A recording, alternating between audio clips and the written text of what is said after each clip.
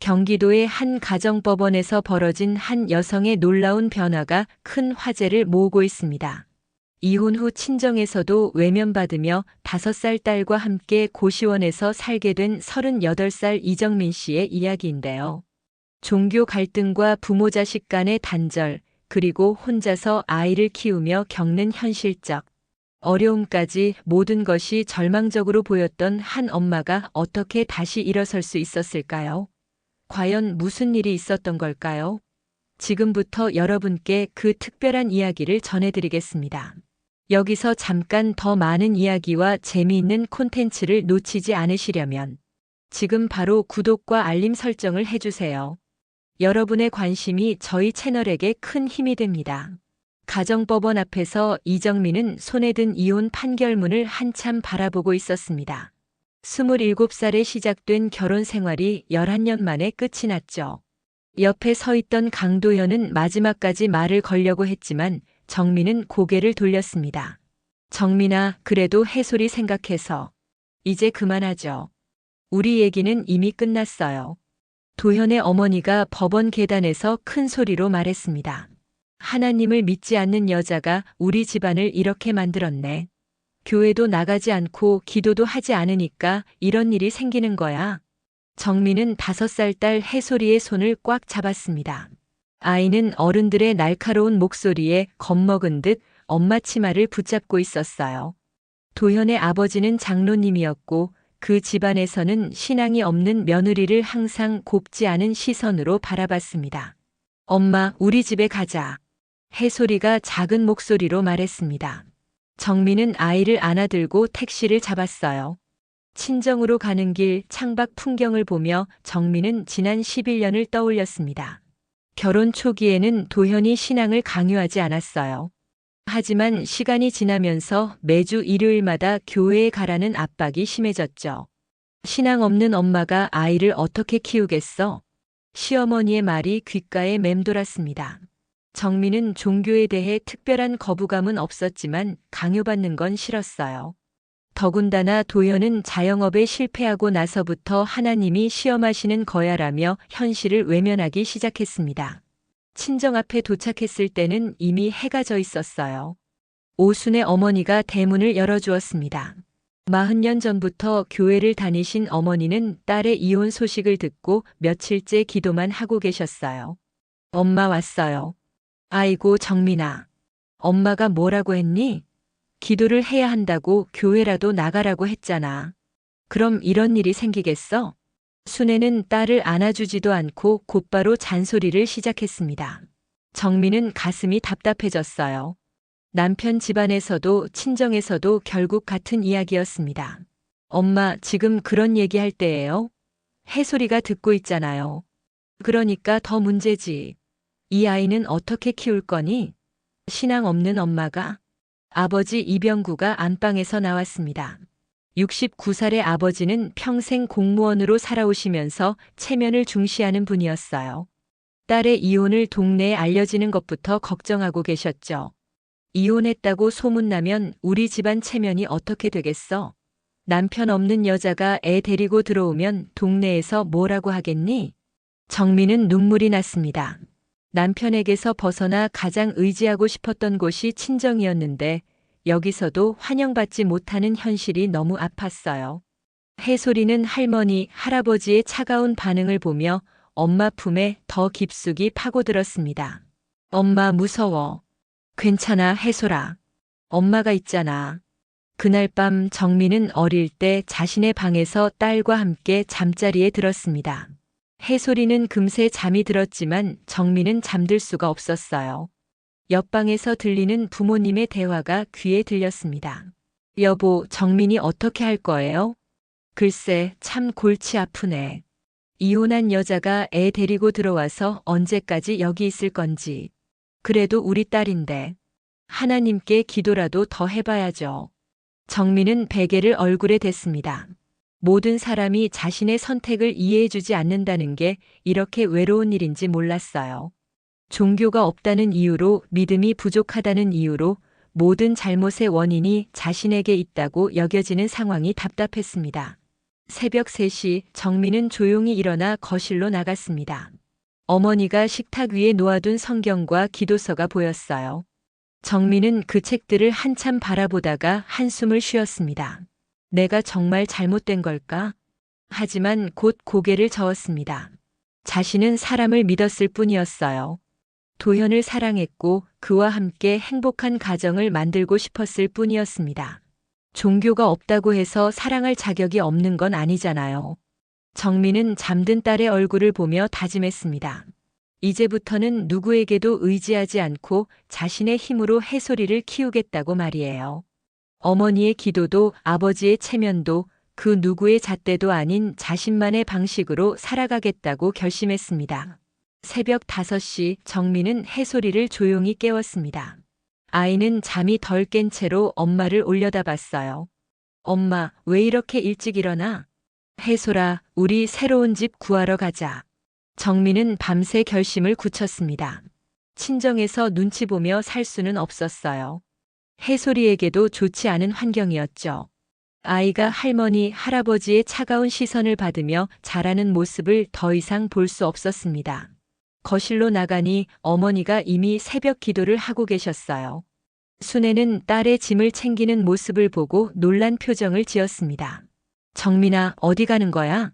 엄마, 저희 나가서 살 거예요. 이 새벽에 어디로 가겠다는 거니? 돈도 없으면서. 순애의 목소리에는 걱정과 안타까움이 섞여 있었어요. 하지만 정민은 마음을 바꿀 생각이 없었습니다. 어머니는 식탁에 앉아 딸을 바라보며 말했어요. 정민아, 엄마가 아는 권사님이 계셔. 그분이 점을 잘 보시거든.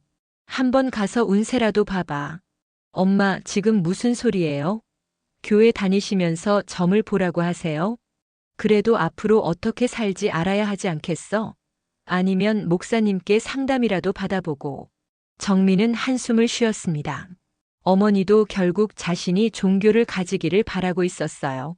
점을 보든 기도를 하든 뭔가 의지할 대상이 필요하다고 생각하시는 거였죠. 엄마, 저는 저만의 방식으로 살아갈 거예요. 아버지가 화장실에서 나오며 모녀의 대화를 들었습니다. 병구는 딸의 고집스러운 모습에 화가 났어요. 야, 정민아. 내가 지금 어떤 상황인지 알고 있니? 이혼한 여자가 애 하나 데리고 어떻게 살겠다는 거야? 아빠, 저도 대학 나왔고 일할 수 있어요. 일이 그렇게 쉬운 줄 아나? 요즘 같은 세상에 나이 38배 경력도 없는 여자를 어느 회사에서 뽑겠어? 아버지의 말이 현실적이었지만 정민은 굴복하고 싶지 않았습니다. 해솔이가 아침밥을 먹으면서 어른들의 대화를 듣고 있었어요. 아이의 눈빛이 불안해 보였습니다. 할머니, 우리 여기서 살면 안 돼요? 해솔이의 말에 순애의 마음이 흔들렸습니다. 손녀를 사랑하는 마음은 진실했거든요. 하지만 남편의 눈치도 봐야 했고 교회 사람들의 시선도 신경 쓰였어요. 해솔아, 할머니가 너를 안 사랑하는 건 아니야. 하지만 엄마가 올바른 길로 가야 해. 올바른 길이 뭔데요, 엄마? 정민의 목소리가 조금 날카로워졌습니다. 순애는 딸의 반응에 당황했어요. 그야. 하나님을 믿고 기도하고 교회에 나가는 거지. 그럼 저는 지금까지 잘못 살았다는 거네요. 정민아, 엄마가 그런 뜻으로 한 말이 아니야. 하지만 정민은 이미 마음의 문을 닫았습니다. 어머니의 사랑도 아버지의 걱정도 모두 조건부였다는 걸 깨달았어요. 자신이 종교를 가지고 그들이 원하는 모습으로 살아야만 받을 수 있는 사랑이었습니다. 해솔아, 가방 챙겨. 정민은 아이의 손을 잡고 현관으로 향했습니다. 순애가 뒤따라 나왔어요. 정민아, 그래도 어디로 갈지는 말하고 가. 걱정 마세요. 연락드릴게요. 적어도 주소는. 엄마, 저희가 잘못 산 거라고 생각하시잖아요. 그럼 저희 방식대로 살아보겠어요. 정민은 철문을 열고 나가려는 순간 해솔이가 할머니를 돌아보며 말했습니다. 할머니, 우리 꼭 다시 올게요. 아이의 순수한 말에 순애의 눈에 눈물이 맺혔습니다. 하지만 정민은 돌아보지 않았어요. 철문이 쾅 소리를 내며 닫혔습니다. 택시를 타고 시내로 향하면서 정민은 휴대폰으로 고시원을 찾아봤습니다. 당장 들어갈 수 있는 곳이 필요했어요. 통장 잔고는 300만 원 정도였습니다. 도현과의 이혼 과정에서 재산 분할로 받은 돈이었죠. 엄마, 우리 어디로 가는 거야? 해솔아, 우리만의 집을 구하러 가는 거야. 작아도 괜찮아? 응, 작아도 괜찮아. 우리 둘만 있으면 돼. 해솔이는 엄마의 말에 고개를 끄덕였습니다. 아이는 아직 상황을 완전히 이해하지 못했지만 엄마가 결심한 일이라면 따라가겠다는 마음이었어요. 첫 번째로 찾아간 고시원은 너무 좁았습니다. 성인 한 명이 겨우 누울 수 있는 공간에 아이와 함께 살기는 힘들었어요. 두 번째 고시원은 조금 나았지만 보증금이 너무 비쌌습니다. 세 번째로 찾아간 곳에서 드디어 적당한 방을 찾았습니다. 보증금 50만 원에 월세 30만 원이었어요. 방 크기는 6평 정도였고 작은 싱크대와 화장실이 있었습니다. 이 방으로 할게요. 고시원 사장은 아이와 함께 온 정민을 조금 의아하게 봤지만 계약서를 작성해 줬습니다. 정민은 그 자리에서 보증금과 한 달 월세를 지불했어요. 새로운 집에 들어서자 해솔이가 방을 둘러보며 말했습니다. 엄마, 여기서 우리 잘 살 수 있을까? 정민은 딸을 꼭 안아주었습니다. 당연하지. 우리 둘이 함께 있으면 어디든 행복할 수 있어. 그날 밤 정민은 해솔이가 잠든 후 작은 노트를 꺼냈습니다. 그리고 자신의 이름 옆에 엄마라고 적었어요. 이제부터는 누구의 딸도 누구의 아내도 아닌 오직 해솔이의 엄마로만 살아가겠다는 다짐이었습니다.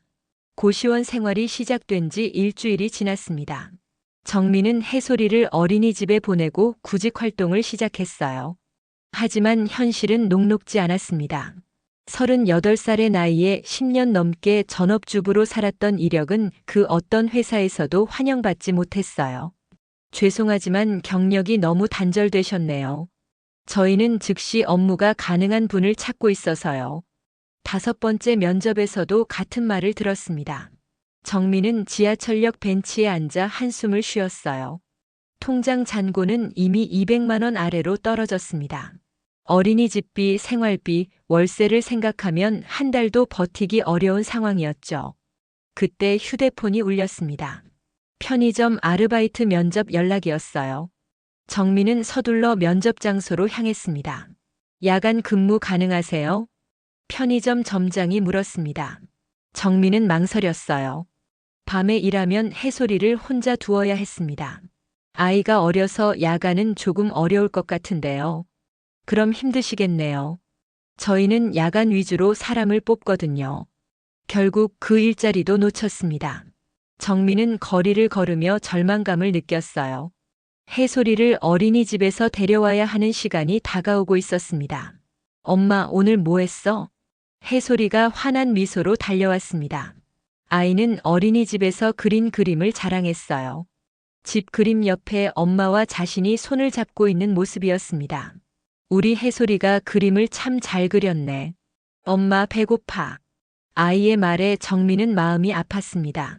냉장고에는 라면과 계란 몇 개가 전부였어요. 정민은 라면을 끓이며 자신에게 말했습니다. 이정민, 포기하지 마. 해솔이가 보고 있어. 그날 밤 해솔이가 잠든 후 정민은 인터넷으로 아르바이트를 찾았습니다. 새벽 청소, 전단지, 배포, 음식점 설거지까지 할 수 있는 일은 모두 지원했어요. 다음 날 아침 드디어 한 곳에서 연락이 왔습니다. 오피스텔 청소일인데 새벽 5시부터 9시까지 하시면 돼요. 하루 3만 원씩 드려요. 정민은 바로 일을 시작하기로 했습니다. 새벽 4시에 일어나 청소를 하고 9시에 해솔이를 깨워 어린이집에 데려다주는 일정이었어요. 하지만 몸은 힘들어도 마음은 조금 편해졌습니다. 적어도 돈을 벌고 있다는 안도감이 있었거든요. 일주일 후 정민은 또 다른 일자리를 구했습니다. 낮에는 마트에서 시간제 계산원으로 일하는 거였어요. 오전 10시부터 오후 3시까지 시급 9,000원이었습니다. 엄마, 요즘 피곤해 보여. 해솔이가 걱정스러운 표정으로 말했습니다. 정민은 거울을 보니 얼굴이 많이 수척해져 있었어요.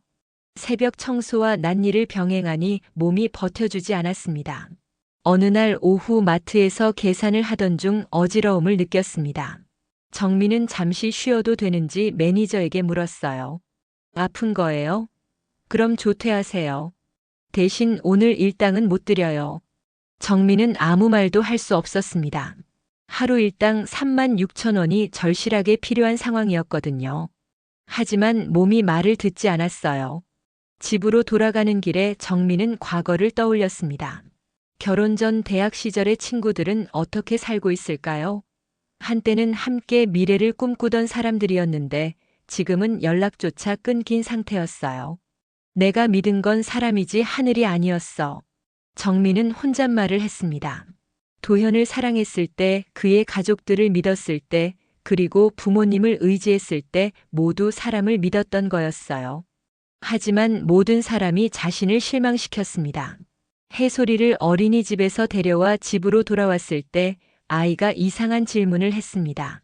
엄마, 우리 할머니한테 안 가? 왜? 할머니가 보고 싶어? 응. 그리고 할머니가 말한 하나님도 궁금해. 정민은 당황했습니다. 아이가 종교에 관심을 보이는 건 처음이었어요. 해솔이는 계속해서 말했습니다. 친구들이 일요일에 교회 간다고 했어. 나도 가보고 싶어. 해솔아, 우리는 그런 곳 안 가도 돼. 왜? 왜냐하면 엄마랑 해솔이만 있어도 충분하니까. 하지만 정민은 자신의 대답이 아이에게 설득력이 있는지 확신할 수 없었습니다. 아이는 고개를 끄덕였지만 뭔가 아쉬워하는 표정이었어요. 그날 밤 정민은 노트에 일기를 썼습니다. 자신의 이름 옆에 엄마라고 적는 게 이제는 습관이 되었어요. 하지만 오늘은 그 뒤에 물음표를 하나 더 붙였습니다. 이정민 엄마. 과연 자신이 좋은 엄마인지 의문이 들었습니다. 아이에게 안정된 생활을 제공하지 못하고 있고 종교적 궁금증도 해결해주지 못하고 있었어요. 더군다나 육체적으로 너무 힘들어서 아이와 제대로 놀아주지도 못했습니다. 새벽 3시 정민은 잠에서 깼습니다. 옆에서 자고 있는 해솔이의 얼굴을 보니 마음이 차분해졌어요. 아이는 세상에서 가장 평화로운 표정으로 잠들어 있었습니다. 해솔아, 엄마가 꼭 우리 둘만의 행복한 삶을 만들어줄게. 정민은 딸의 이마에 살짝 키스를 했습니다. 힘들어도 포기할 수 없었어요. 이 아이가 자신을 바라보는 믿음직한 눈빛이 세상에서 가장 큰 힘이 되었습니다. 다음 날 아침 청소 일을 하러 가면서 정민은 다시 한번 다짐했습니다. 아무도 도와주지 않아도, 아무도 이해해주지 않아도 자신만의 방식으로 아이를 키우겠다고 말이에요. 청소 일을 시작한 지 한 달이 지났을 때였습니다. 정민은 오피스텔 로비를 청소하다가 익숙한 목소리를 들었어요. 정민아? 이정민 맞지? 돌아보니 대학 동기였던 김선우가 서 있었습니다. 선우는 이 오피스텔에서 작은 회계사무소를 운영하고 있었어요. 정민은 당황했습니다. 대학 시절 같은 경영학과에서 공부했던 선우와 이런 모습으로 다시 만나게 될 줄은 몰랐거든요. 선우야. 안녕. 어떻게 된 거야? 여기서 청소를. 선우의 표정에 놀라움과 걱정이 섞여 있었습니다. 정민은 얼굴이 빨개졌어요. 한때 함께 미래를 꿈꾸며 공부했던 동기 앞에서 청소복을 입고 있는 자신이 초라하게 느껴졌습니다. 잠깐 힘든 시기라서. 시간 있으면 커피 한잔 할까? 이야기 좀 들어보고 싶어. 정민은 망설였습니다. 하지만 선우의 진실한 눈빛을 보니 거절할 수 없었어요. 청소가 끝난 후 둘은 근처 카페에 앉았습니다. 결혼했다고 들었는데? 이혼했어. 그래서 지금 아이랑 둘이 살고 있어. 선우는 놀란 표정을 지었습니다. 대학 시절 정민은 항상 밝고 당당한 성격이었거든요. 지금의 조심스러운 모습이 안타까웠어요. 혼자 아이 키우면서 일하기 힘들겠다. 괜찮아. 익숙해졌어. 하지만 정민의 목소리에는 피로가 묻어 있었습니다. 선우는 신중하게 말을 꺼냈어요. 우리 사무소에서 사무보조 일할 사람을 찾고 있어. 파트타임이지만 청소보다는 나을 것 같은데. 정말? 정민의 눈이 반짝였습니다. 사무직은 청소나 계산원보다 훨씬 안정적인 일이었어요. 시급은 12,000원이고 오전 9시부터 오후 3시까지야. 아이 어린이집 시간하고 맞을 것 같은데? 하지만 내가 할 수 있을까? 워낙 오래 일을 안 해서. 컴퓨터는 할 줄 알지. 간단한 서류 정리하고 전화 받는 일이야. 어려운 건 아니야. 선우의 제안은 정민에게 희망 같았습니다. 하지만 한편으로는 의심스러웠어요. 왜 자신을 도와주려고 하는 걸까요? 선우야, 미안한데 왜 나를 도와주려고 해? 선우는 잠시 머뭇거렸습니다. 그리고 솔직하게 말했어요. 대학 때부터 너를 좋아했거든. 하지만 내가 도현이랑 사귀기 시작해서 말을 못했지. 정민은 당황했습니다. 선우의 마음을 전혀 몰랐거든요. 그래도 지금은 그런 마음이 아니야. 그냥 친구로서 도와주고 싶어. 혼자 아이 키우는 게 얼마나 힘든지 알잖아. 선우야, 부담 갖지 마. 정말 일손이 필요해서 하는 제안이야. 정민은 고민했습니다. 선우의 마음을 알고 나니 더 조심스러워졌어요. 하지만 현실적으로 이보다 좋은 기회는 없을 것 같았습니다. 한번 해볼게. 고마워. 그럼 내일부터 나와. 주소 알려줄게. 다음 날부터 정민의 새로운 일상이 시작되었습니다. 사무소는 작았지만 깔끔했어요. 선우와 다른 회계사 1명, 그리고 정민까지 3명이 일하는 공간이었습니다. 처음에는 서류 정리가 어려웠습니다. 10여 년 만에 하는 사무직이라 적응이 쉽지 않았어요. 하지만 선우가 친절하게 알려줬고 점차 일에 익숙해졌습니다. 정민 씨, 전화 응대 정말 잘하시네요. 동료 회계사가 칭찬해줬습니다. 정민은 오랜만에 자신감을 느꼈어요. 누군가로부터 인정받는다는 느낌이 얼마나 소중한지 깨달았습니다. 일주일 후 정민은 해솔이에게 새로운 일자리 이야기를 해줬습니다. 엄마가 새로운 회사에서 일하게 됐어. 좋은 회사야? 응, 좋은 사람들이 있어. 해솔이는 엄마의 밝아진 표정을 보며 기뻐했습니다.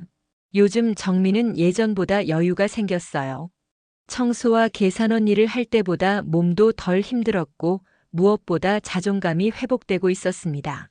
선우는 정민이 일에 적응할 수 있도록 세심하게 배려해줬습니다. 아이가 아플 때는 조퇴를 허락해줬고 급한 일이 있을 때는 시간을 조정해줬어요. 선우야, 정말 고마워. 내가 아니었으면 어떻게 됐을지 몰라. 친구잖아. 당연한 거야. 하지만 정민은 선우의 마음을 알고 있어서 조심스러웠습니다. 그의 호의에 의존하는 것 같아서 미안했어요. 한 달이 지나자 정민의 생활이 안정되기 시작했습니다. 월급이 160만 원 정도였는데 고시원 월세와 생활비를 내고도 조금씩 저축할 수 있었어요. 엄마, 우리 이제 괜찮은 거야? 해솔이가 물었습니다. 아이도 엄마의 변화를 느끼고 있었어요. 응, 우리 이제 괜찮아. 정민은 딸을 안아주며 말했습니다. 정말로 조금씩 괜찮아지고 있었어요. 경제적으로도 정신적으로도 안정을 찾아가고 있었습니다. 어느 날 오후 선우가 정민에게 제안했습니다. 이번 주말에 놀이공원 갈 건데 해솔이랑 같이 갈래? 괜찮을까? 물론이지. 해솔이도 좋아할 것 같은데. 정민은 망설였지만 해솔이를 위해서라도 가보기로 했습니다.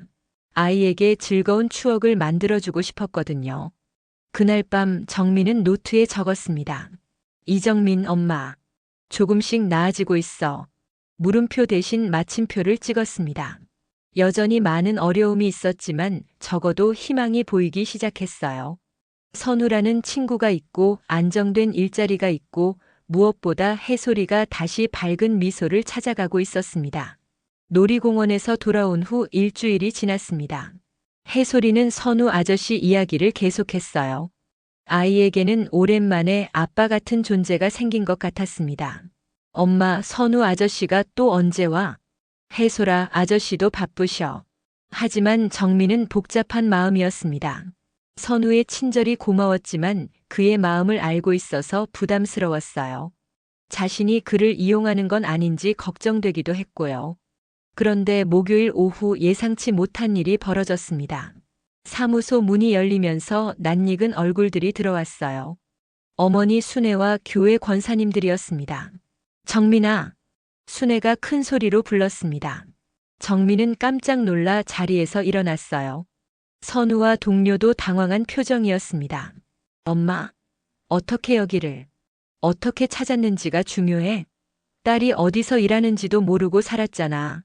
순애 옆에 서 있던 권사님들이 사무소를 둘러보며 고개를 끄덕였습니다. 그중 한 분이 말했어요. 정민이가 여기서 일하는구나. 그런데 남자 직장 상사랑 너무 가까이 지내는 거 아니야? 정민은 얼굴이 빨개졌습니다. 권사님들의 시선이 선우에게 향했어요. 엄마, 지금 뭐 하시는 거예요? 제가 일하는 곳에서. 정민아, 엄마가 걱정돼서 그래. 혼자 사는 여자가 남자들이랑 일하면 소문 안 좋게 날 수 있어. 권사님 중 한 분이 정민에게 다가왔습니다.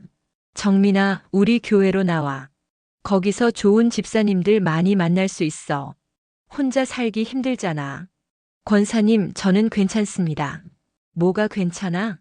아이는 아빠 없이 자라고 너는 종교도 없이 살고. 이게 정상이야?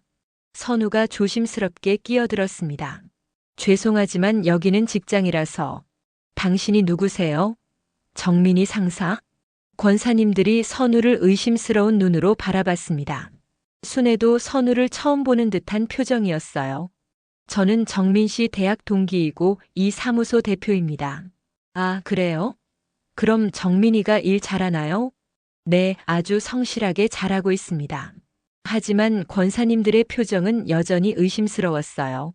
한 분이 정민에게 말했습니다. 정민아, 여자 혼자 남자들이랑 일하는 게 좋게 보이지 않아. 차라리 교회에서 소개해주는 일자리를 구하는 게 어때? 정민은 화가 났습니다. 겨우 안정을 찾은 일자리를 그렇게 말하다니요. 권사님, 저는 지금 일자리가 만족스럽습니다. 하지만 아이 생각은 해봤어? 해솔이가 자라서 엄마가 이런 식으로 산다는 걸 알면 어떻게 생각하겠어? 순애가 딸에게 다가왔습니다. 정민아, 엄마랑 같이 집에 가자. 그리고 이번 주일에는 꼭 예배에 나와. 해솔이도 데리고. 엄마, 저는 안 갈 거예요. 왜 이렇게 고집이 세니? 기도 한번 안 해보고 어떻게 알아? 권사님들이 함께 정민을 설득하기 시작했습니다. 정민아, 믿음 없이는 힘들어. 혼자 살면서 얼마나 외롭겠어. 하나님께 의지하면 모든 게 편해져. 아이를 위해서라도 교회에 나와야지. 정민은 답답했습니다. 모든 사람이 자신의 선택을 존중해주지 않았어요. 선우가 걱정스러운 표정으로 정민을 바라봤습니다. 엄마, 제발 그만해요. 저는 지금 행복하게 살고 있어요. 행복? 고시원에서 아이랑 둘이 사는 게 행복이야? 순애의 목소리가 커졌습니다. 사무소 안이 술렁였어요. 그래도 엄마가 원하는 대로 사는 것보다는 나아요. 정민아, 순애가 소리쳤습니다. 권사님들도 혀를 찼어요. 이런 식으로 살면 안 돼. 하나님의 뜻에 따라 살아야지. 정민은 마침내 폭발했습니다. 하나님의 뜻이요? 그럼 제가 이혼당한 것도 하나님 뜻이었나요? 친정에서 쫓겨난 것도요? 정민아, 그건. 저는 이제 제 방식대로 살겠어요. 아무도 저를 판단하지 마세요. 정민은 가방을 들고 사무소를 나가려고 했습니다. 순애가 딸의 팔을 잡았어요. 정민아, 엄마가 미안해. 하지만 혼자 사는 건 정말 위험해. 엄마, 저 혼자가 아니에요. 해솔이가 있고 친구들도 있어요. 정민은 순애의 손을 뿌리치고 밖으로 나갔습니다. 선우가 뒤따라 나왔어요. 정민아, 괜찮아? 미안해, 선우야. 직장에서 소란 피워서. 괜찮아. 가족 간의 일이니까. 하지만 정민은 마음이 불편했습니다. 어머니와 권사님들의 방문으로 선우에게 피해를 끼친 것 같았어요. 그날 밤 정민은 해솔이와 함께 저녁을 먹으며 말했습니다. 해솔아, 우리 할머니가 오셨다가 가셨어. 정말? 왜 나는 못 봤어? 엄마가 일할 때 오셨거든. 해솔이는 아쉬워했습니다. 하지만 정민은 더 이상 어머니의 간섭을 받고 싶지 않았어요. 해솔아, 엄마가 약속할게. 이제부터는 아무도 우리를 방해하지 못하게 할 거야. 엄마, 무슨 뜻이야? 우리만의 가족이 되는 거야. 정민은 그날 밤 중요한 결심을 했습니다. 어머니와도 과거의 모든 인연과도 단절하겠다고 말이에요. 자신과 해솔이를 위해서라면 혼자서도 충분히 살아갈 수 있다고 믿었습니다. 어머니와 권사님들의 방문 후 일주일이 지났습니다. 정민은 선우에게 사과했지만 마음 한편으로는 미안함이 계속 남아 있었어요. 하지만 선우는 전혀 개의치 않는다며 오히려 정민을 더 챙겨줬습니다. 정민아, 너무 신경 쓰지 마.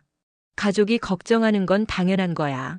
하지만 직장에서 그런 일이 있으면 괜찮다니까. 오히려 내 어머니 마음을 이해해. 딸이 혼자 살면 걱정되지. 선우의 이해심 깊은 말에 정민은 고마웠습니다. 하지만 동시에 그의 마음을 알고 있어서 더욱 조심스러워졌어요. 그런데 며칠 후 뜻밖의 기회가 찾아왔습니다. 사무소에 새로운 클라이언트가 들어오면서 업무량이 늘어난 거였어요. 선우가 정민에게 제안했습니다. 정민아, 팀장 역할을 해볼 생각 없어? 급여도 올려주고. 팀장이요? 제가 할 수 있을까요? 충분히 할 수 있어. 요즘 일 처리하는 거 보니까 정말 꼼꼼하고 신뢰할 만해. 정민은 설렜습니다. 팀장이라는 직책이 주는 책임감과 성취감을 느낄 수 있을 것 같았어요. 급여도 200만 원으로 올라간다고 했습니다. 한번 해보겠습니다. 새로운 역할이 시작되면서 정민의 일상도 바뀌었습니다. 오전에는 신입 직원 교육을 하고 오후에는 클라이언트와의 미팅에 참석했어요. 처음에는 부담스러웠지만 점차 자신감이 생겼습니다. 정민 팀장님, 정말 일 잘하시네요. 신입 직원이 감탄하며 말했습니다. 정민은 오랜만에 제대로 된 인정을 받는 기분이었어요. 10여 년 만에 다시 찾은 사회적 지위였습니다. 한 달 후 해솔이의 어린이집에서 가족 참관 수업이 있었습니다. 정민은 망설였어요. 다른 아이들은 아빠와 엄마가 함께 오는데 해솔이는 엄마 혼자 올 수밖에 없었거든요. 엄마, 내일 어린이집에 오는 거 맞지? 응, 물론이지. 하지만 해솔이의 표정에 아쉬움이 보였습니다. 아이도 다른 친구들처럼 아빠가 있었으면 하는 마음이 있을 거예요. 그때 선우가 말했습니다.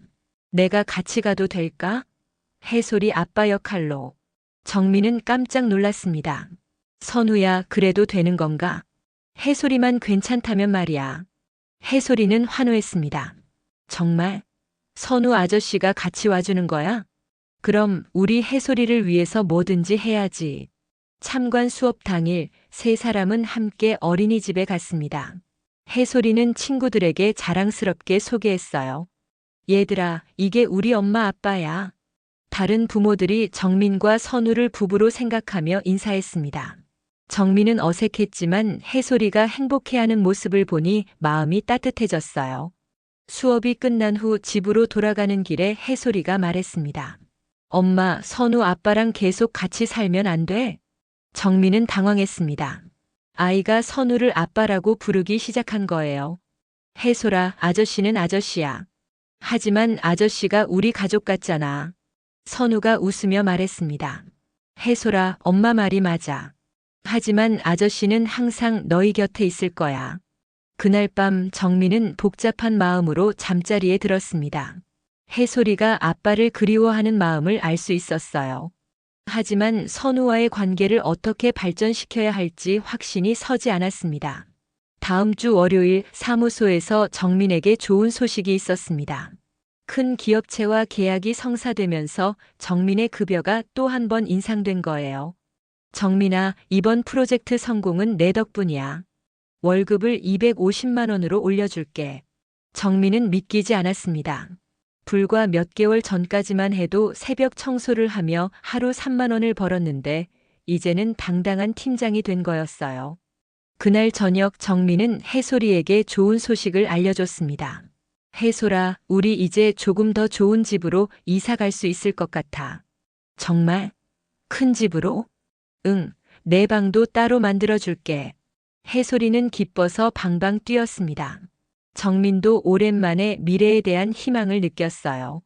주말에 선우와 함께 집을 알아봤습니다. 보증금 500만 원에 월세 60만 원짜리 투룸을 찾았어요. 고시원에 비하면 궁전 같은 곳이었습니다. 여기 어때, 해솔아? 와, 정말 커. 내 방도 있어? 응, 저기가 해솔이 방이야. 아이는 신나서 방을 이리저리 뛰어다녔습니다. 선우가 정민에게 말했어요. 정말 많이 달라졌네. 처음 만났을 때랑. 고마워, 선우야. 내가 없었으면 불가능했을 거야. 이제 시작일 뿐이야. 앞으로 더 좋아질 거야. 선우의 말에 정민은 고개를 끄덕였습니다. 정말로 모든 게 좋아지고 있었어요.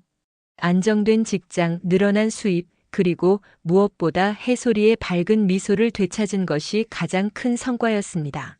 새 집으로 이사한 첫날 밤 세 사람은 치킨을 시켜 먹으며 작은 파티를 했습니다. 해솔이가 그림을 그려서 보여줬어요. 집 그림 안에 엄마, 자신, 그리고 선우가 함께 있는 모습이었습니다. 이게 우리 가족이야. 해솔이의 순수한 외침에 정민과 선우는 서로를 바라봤습니다. 어쩌면 정말로 새로운 가족의 형태가 만들어지고 있는 건 아닐까요?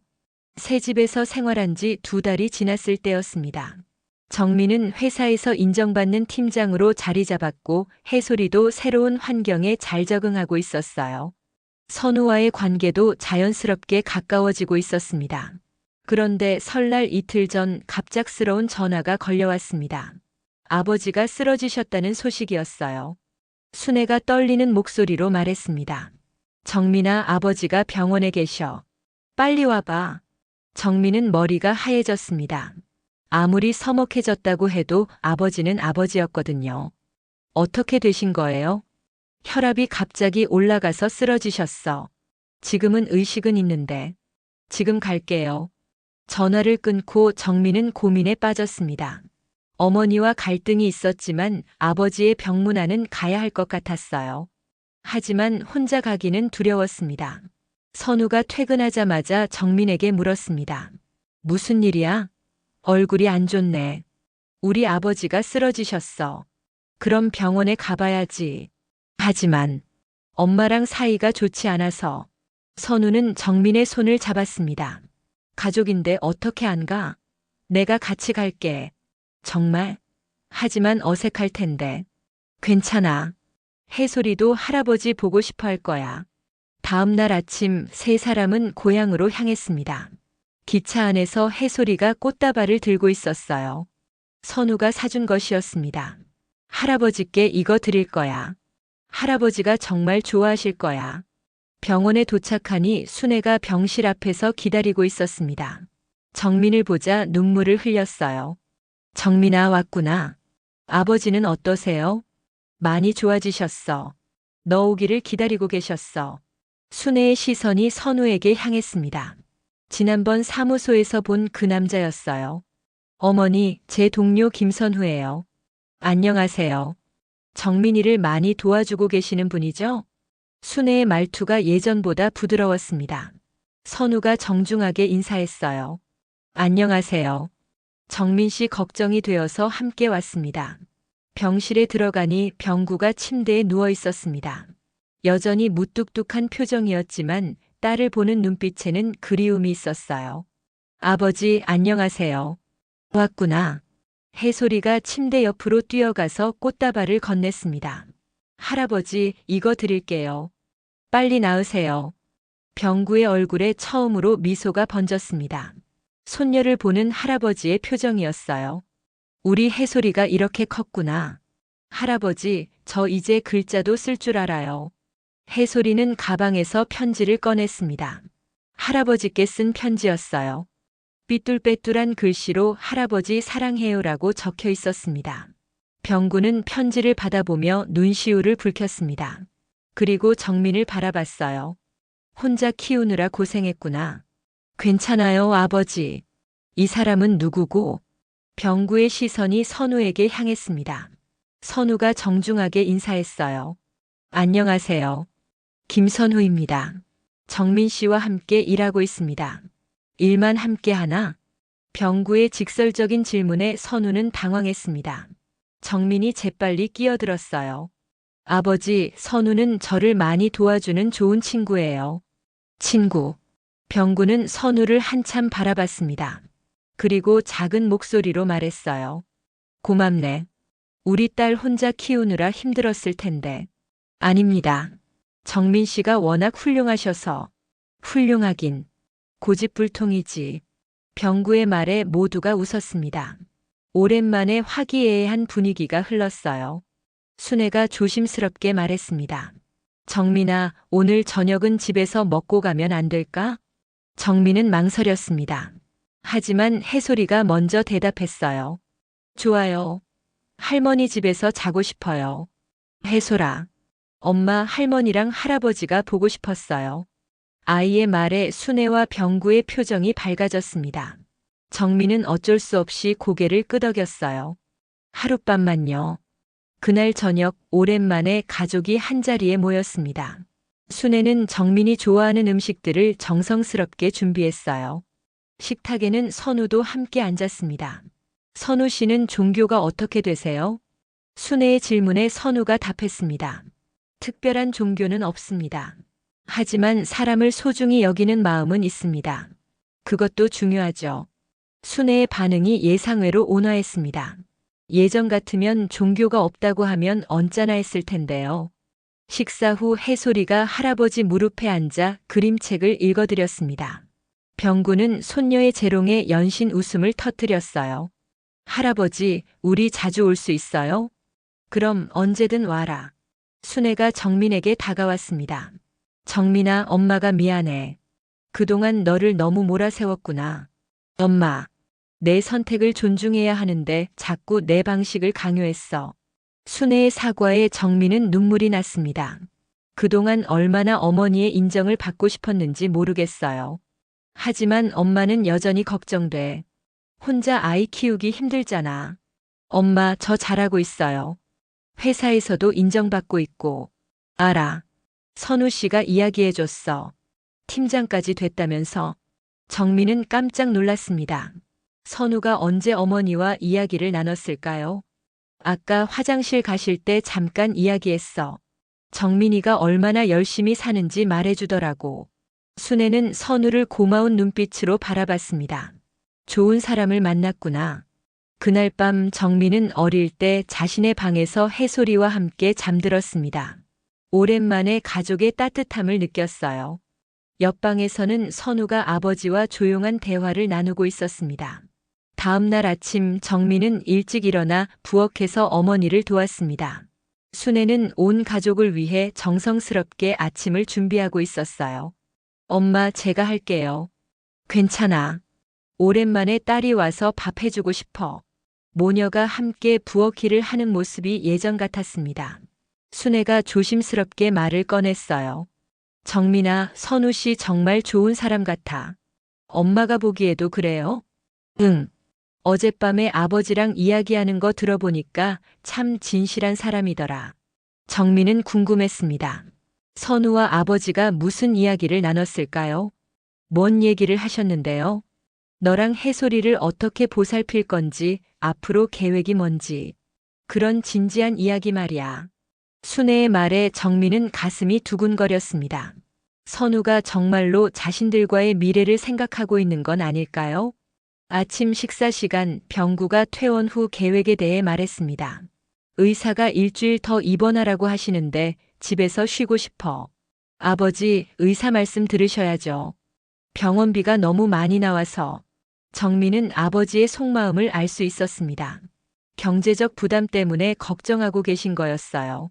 아버지, 병원비는 제가 도와드릴게요. 내가 어떻게? 이제 회사에서 인정받아서 급여도 올랐어요. 충분히 도울 수 있어요. 병구는 딸의 말에 놀란 표정을 지었습니다. 언제부터 딸이 이렇게 의젓해졌을까요? 선우가 조심스럽게 말했습니다. 저도 도와드리겠습니다. 아버님 건강이 가장 중요하니까요. 선우 씨, 가족이잖아요. 선우의 말에 모든 사람이 깜짝 놀랐습니다. 특히 정민은 얼굴이 빨개졌어요. 해솔이가 천진하게 말했습니다. 맞아요. 우리 가족이에요. 아이의 말에 분위기가 훈훈해졌습니다. 순애가 선우에게 말했어요. 선우 씨 고마워요. 우리 딸을 잘 부탁해요. 어머니. 정민이 당황해하자 순애가 웃었습니다. 엄마 눈에는 다 보여. 너희 서로 좋아하는 거. 병원으로 돌아가는 길 선우가 정민에게 말했습니다. 정민아, 나 진지하게 이야기하고 싶어. 무슨 이야기? 우리 정말로 가족이 되면 어떨까? 정민은 심장이 빨리 뛰었습니다. 선우의 고백이었어요. 선우야, 부담 갖지 마. 시간을 갖고 생각해봐. 나는 정민이와 해솔이랑 평생 함께 살고 싶어. 그때 해솔이가 뒤에서 말했습니다. 엄마, 선우 아빠랑 결혼해요. 아이의 순수한 말에 두 사람은 웃음을 터뜨렸습니다. 서울로 돌아오는 기차 안에서 정민은 많은 생각을 했습니다. 선우와의 결혼, 새로운 가족의 시작.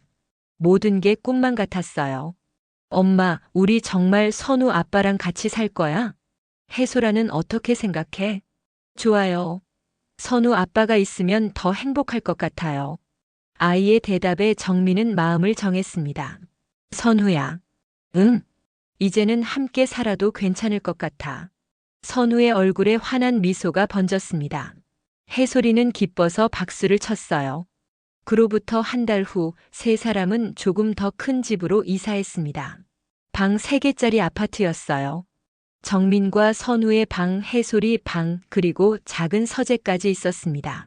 이사 첫날 저녁 새 식탁에서 세 사람이 함께 밥을 먹었습니다. 해솔이가 그린 그림을 벽에 붙여놨어요. 집 그림 옆에 하얀 백합 한 송이가 그려져 있었습니다. 해솔아, 이 꽃은 뭐야? 백합꽃이에요. 선생님이 순수하고 아름다운 꽃이라고 했어요. 우리 가족처럼? 네. 우리 가족은 순수하고 아름다워요. 정민은 딸의 그림을 보며 감동했습니다. 정말로 순수하고 아름다운 가족이 되어가고 있었어요. 며칠 후 순애가 전화를 걸어왔습니다. 정민아, 아버지가 완전히 회복하셨어. 그리고 선우 씨한테 고맙다고 전해줘. 네, 엄마. 언제 결혼식 올릴 거니? 아직 정하지 않았어요. 조용히 해도 되니까 꼭 해. 해솔이를 위해서라도. 어머니의 축복을 받으니 정민은 더욱 행복했습니다. 그날 밤 정민은 오랜만에 노트를 꺼냈습니다. 그리고 자신의 이름을 적었어요. 이정민, 엄마, 아내, 그리고 나. 모든 역할을 쓰고 나서 마지막에 추가했습니다. 행복한 사람. 창밖을 보니 봄이 와 있었습니다. 베란다에 놓인 화분에서 하얀 백합이 피어나고 있었어요. 해솔이가 심은 꽃이었습니다. 엄마, 꽃이 피었어요. 해솔이가 달려와서 백합을 가리켰습니다. 정말 예쁘네. 우리 가족처럼요? 응, 우리 가족처럼. 선우가 뒤에서 두 사람을 안아주었습니다. 세 사람이 함께 바라본 하얀 백합은 순수하고 아름답게 피어 있었어요. 정민은 깨달았습니다. 기도하지 않아도 종교가 없어도 진실한 사랑과 믿음이 있으면 충분히 행복할 수 있다는 걸 말이에요. 가장 중요한 건 서로를 아끼고 신뢰하는 마음이었습니다. 해솔이가 창가에서 그림을 그리기 시작했습니다. 이번에는 더 큰 집 그림이었어요. 그 안에 엄마, 아빠, 그리고 자신이 손을 잡고 웃고 있는 모습을 그렸습니다. 집 옆에는 하얀 백합 정원이 펼쳐져 있었어요. 이게 우리의 진짜 집이야. 해솔이의 말에 정민과 선우는 서로를 바라보며 미소 지었습니다. 정말로 이곳이 그들의 진짜 집이었어요. 사랑이 있고 믿음이 있고 희망이 있는 따뜻한 가정이었습니다. 그렇게 정민의 새로운 삶이 시작되었습니다. 기도하지 않았을 뿐이지만 가장 아름다운 기적을 만들어낸 한 엄마의 이야기였어요.